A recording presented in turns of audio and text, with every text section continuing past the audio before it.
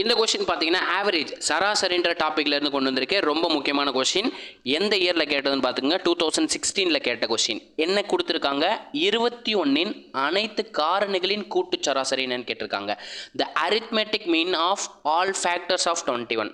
என்ன sir factor அப்படின்னா, அதாவது 21ங்கிறது எந்தெந்த நம்பரால் வகுப்படுமோ அதுதான் அதோட காரணிகளாக இருக்க முடியும். 21 வந்து 1ஆல் வகுப்படும், 3ஆல் வகுப்படும். 7 × 3 21.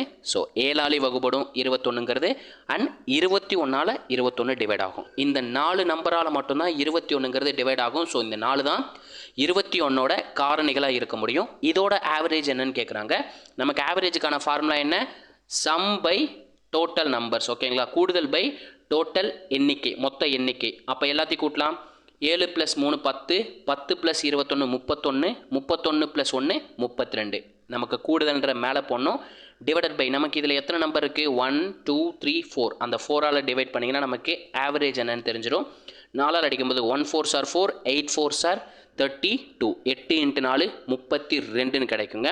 இதே மாதிரி நீங்கள் என்ன பண்ணுறீங்கன்னா 36ஓட அனைத்து காரணிகளின் கூட்டு சராசரி என்னன்றதை கமெண்ட்டில் சொல்லிடுங்க.